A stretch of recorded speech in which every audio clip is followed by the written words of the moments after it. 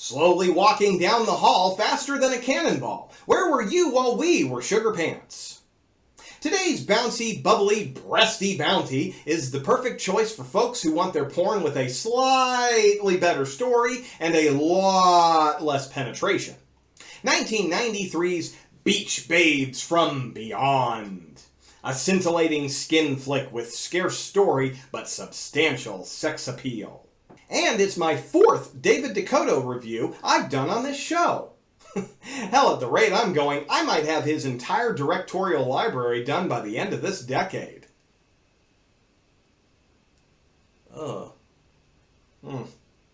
Maybe not. But at the very least, there's still a handful of his movies I've got on my trashy movie wish list, though they may or may not be happening soon. Anyway, let's make sure our parents are asleep in bed and flip that cable box over to the Not Tie numbers and see what this one's splaying all over the sleaze docket. We have 0 dead bodies, 0 cups blood, 24 naked breasts, 6 naked butts, 4 naked bajingos, 4 sex scenes, soapy shower opening credits for nearly 2 fully lit minutes. Sleazy synth slow jazz music, boy crazy 90s horny girl cliche, greasy 90s yuppie douchebag cliche, clunky exposition dialogue cliche, everything works out in the end cliche, gratuitous lame white people dancing, gratuitous beach bikini musical montagerie, dream boy fantasy montagerie, topless photo shoot montagerie, bikini model montagerie, naked co-ed oil applicatory, co-ed wave splashery, super soakering, finger guns that actually go bang, corded space phone, one group beach dance, Assovision, oil-drenched acrobatic sex, tattooed cultural appropriation, space fuel ingestion, wave-removed board shorts, one song about having a woody, that's slang for surfboard by the way, and triple wardrobe malfunction. Now before we get started, I feel like I have to talk about this movie's 90s star-studded cameo appearances. We've got Swayze, Stallone, Travolta, and Estevez. You heard that right, folks. Don Swayze, Jackie Stallone, Joey Travolta, and Joe Estevez. Does anything really star Joe Estevez? Isn't that kind of an oxymoron? Some kind of moron.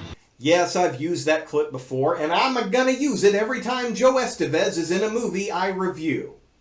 And considering his career, there's a very real chance I'm gonna be using it a lot.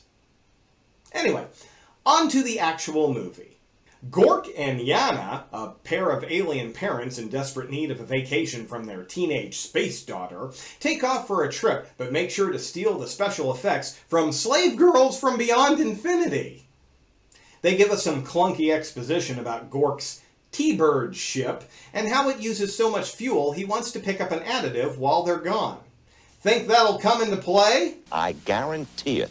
We then cut to a soapy shower sequence for a while, and it's here that we find out this movie also stars Linnea Quigley. Unfortunately, her credit listing here is as close to a shower as she's going to get in this one. In fact, the most we're going to see of Linnea is a very short lingerie sequence. Fuck, that's damn depressing. Anyway, back to the suds. Xena goes out to the bedroom where her lovely friends are trying on her clothes. David definitely knows why we're watching this one, and he ain't wasting time giving up the goods. Anyway, Luna and Sola convince Xena to take her dad's T-Bird ship out for a cruise around planet Beta 45, aka Earth. And we get some more reused shots from Slave Girls. Damn, this movie is green as hell. It's recycling so much footage I had to double check to make certain it wasn't a Roger Corman flick. Anyway, the girls aren't outlawed because, as Gork told us before, the ship burns a lot of fuel, so the girls have to make a crash landing at the beach. Meanwhile, we get introduced to Dave, who's heading out to California with his buddy Jerry to stay with his uncle Bud. And it just so happens they're in the right place on their journey to see the UFO crash land on the beach. Next morning, the ladies are checking the atmosphere to make sure it's safe to get out. Hydrocarbons, sulfur. It's a little polluted, but we can breathe. It's kind of cute looking back at how optimistic the 90s were about our environmental destructive capabilities. Back at Uncle Bud's house, the plot slams into us in the form of greaseball yuppie douchebag Hassler. And yet, he's not at all as greasy as he's gonna get in this one.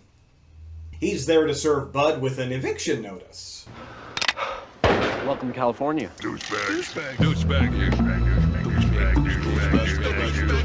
And it's been a whole 12 minutes or so. Let's have a lame-ass beach dance party music video.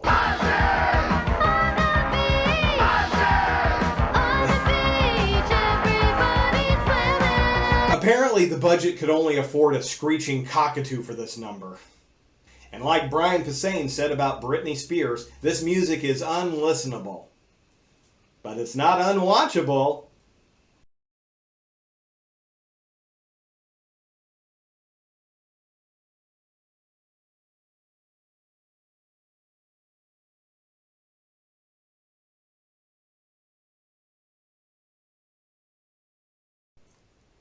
Okay. That's enough of that. We're going to skip ahead because this song plays for 5 whole fucking minutes before the shrieker misery ends and we move the fuck on with the movie. Jerry and Dave head to the health food shack and meet Dr. Veg, who serves up only the best in vegetarian-friendly grub. And that's exactly how it looks. Grubby as shit. Turns out the doc used to be a professor at MIT and invented propulsion systems they use at NASA.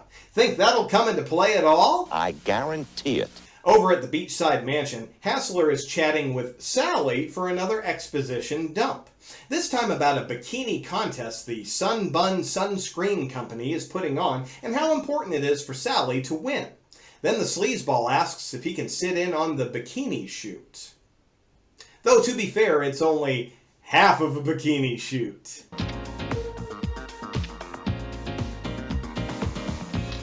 Hey there, boss. Sorry to bother you, but I got some papers I need you to sign. Holy fucking Christ on a cracker!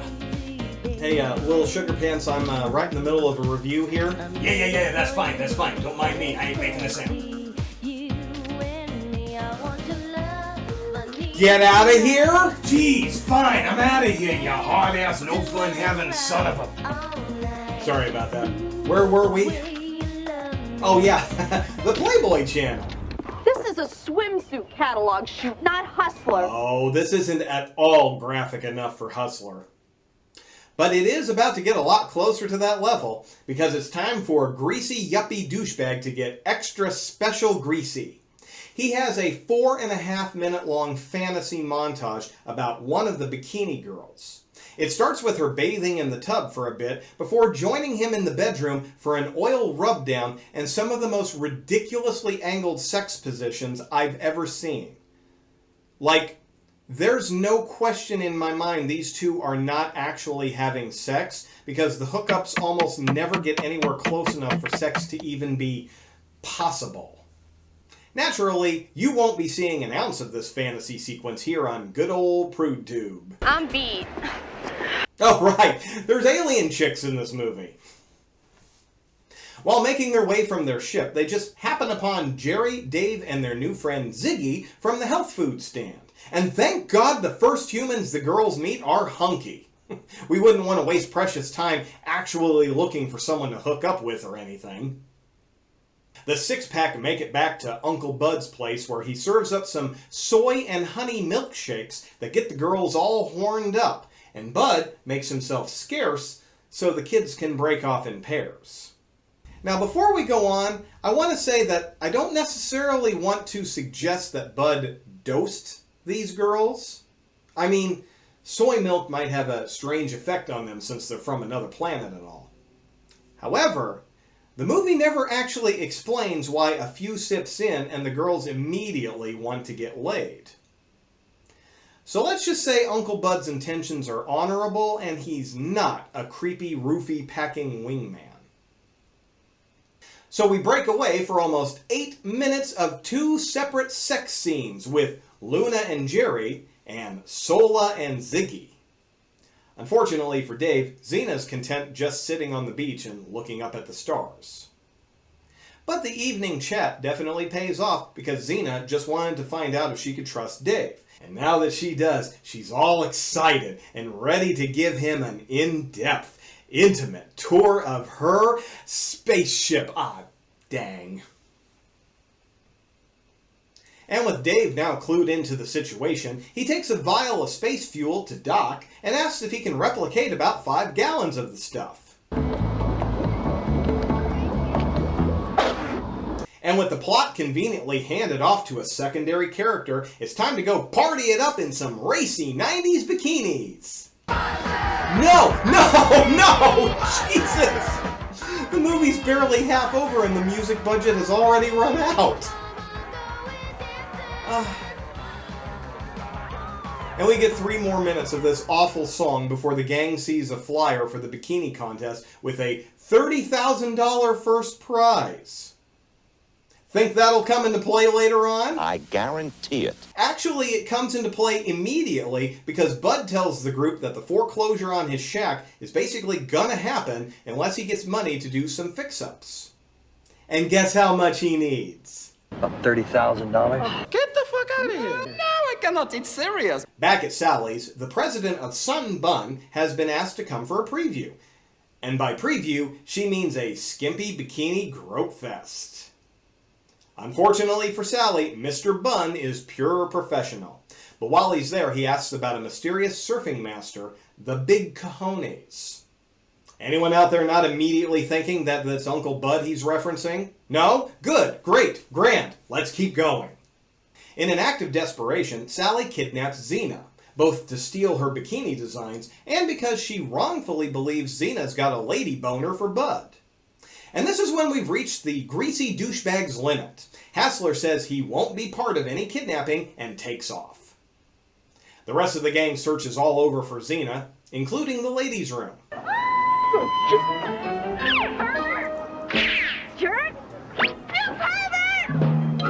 Skipping ahead, the guys rescue Xena, and she's so grateful she rewards Dave with a 4-minute blue filter sex scene. And it's time for the bikini contest! Actually, it's not so much a contest as it is about 6 minutes of bikini girls dancing on stage while the band sings about their Woody. So go, daddy, go, man, go! Hey, Tim, Boomalaka, what do you know? I got a Woody! Ooh, I got a Woody! Eventually, Sally's models take the stage, but are disqualified when their bikinis fly south for the winter. Or rather, they eventually get disqualified once the crowd boos the judges for giving the malfunctioning mammary mantles a perfect score.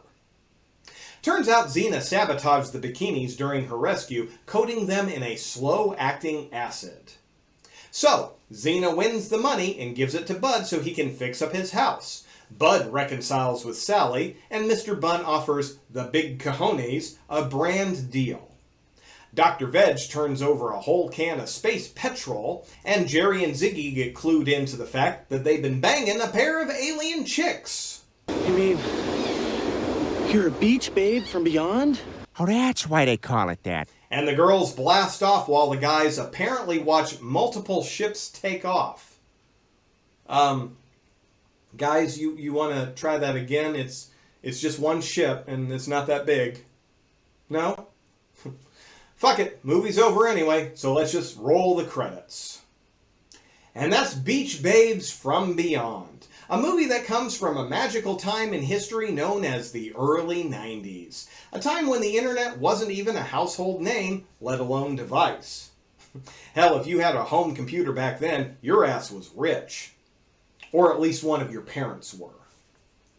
Anyway, us 90s kids had pretty limited options to see sexy ladies. the Sears catalog lingerie section, a creepy uncle's stack of Playboys out in the shed, the rain-soaked Hustler magazine someone threw into the woods, going to the library and paging through the O encyclopedia for the section on Georgia O'Keeffe, or worse yet, digging through the trash to swipe your mom's latest Fredericks of Hollywood catalog. On one hand, it was full of all sorts of sleazy lingerie pics. On the other, you'd see all the items your mom circled in pen. The idea that we could have a magical handheld device that we could type in any fucking combination of words and find porn of it? Well, it wasn't even in our wildest imaginations. Oh, this sucks. I can't jack off to this. Enter movies like Beach Babes from Beyond and Late Night Skinamax. Sneaking out of bed, turning on the TV and keeping the volume low so you didn't wake your parents. And if all that wasn't enough, if you were like me and had cheap-ass parents who only paid for the basic cable plan, Cinemax had a video scrambler put in place, and you had to strain to look through it. Though funny enough, the cable provider in my area used a scrambler that was always a lot easier to see through late at night. Which I found amusing, considering The Dirty Dirty was always aired during the nighty-nighty. As it turns out, this was, in fact, a movie your carnal clown companion saw during his impressionable teen years. I just couldn't remember its name. But the brain did the old Leo DiCaprio meme during the greasy yuppie oil bump and grind, as well as the Woody song, which I remembered way too well, considering I hadn't seen it in about 30-some years. Hell, these days I'm blown away if I can even remember where I parked my car. And I park in the same goddamn spot every time I go to the mall. But considering all of that, I can't really recommend this movie. Its entire draw is that it's a soft-core skin flick that's marginally better than most skin flicks that were coming out at that time. While it hits all the right nostalgia for my youthful, rebellious days of sneaking out of bed and watching what I would surely get in trouble for, I don't believe that will translate to modern audiences who have lived their entire lives with internet access. But one thing I will give this movie some bonus points for: Joe Estevez. I know I'm kind of rough on the old fella, what with his questionable at best film career, but in this one, I really liked him. Yeah, he was just the standard aging surfer dude / new age guru, but god damn it, he really felt genuine and likable in this one. Used to be, I felt terrible. I'd do that red meat, do dairy products. I'd surf in nasty beaches. Now, they have changed my life. Probably lived to be 100. Clearly, he was having fun with what was obviously a shitty gig. And he really shines. Or at least he shines about as much as you can in a supporting role in a trashy late-night skin flick. So kudos to you, Mr. Estevez, for stepping up and giving a performance that was most likely well above the pay grade. Well, kiddies, that sun setting in the ocean tells me it's time for your old kahuna to say aloha, dudes and dudettes. And until those tasty waves roll in another rotten reel, this is your beach blanket bozo sugar pants. See you in your...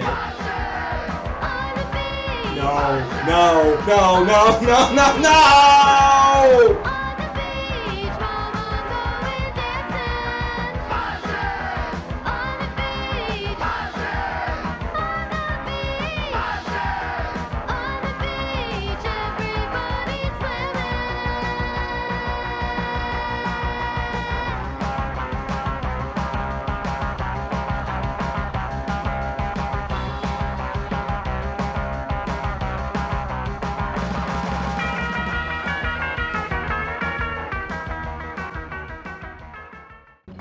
To money. To power. To fashion. To lust. To therapy.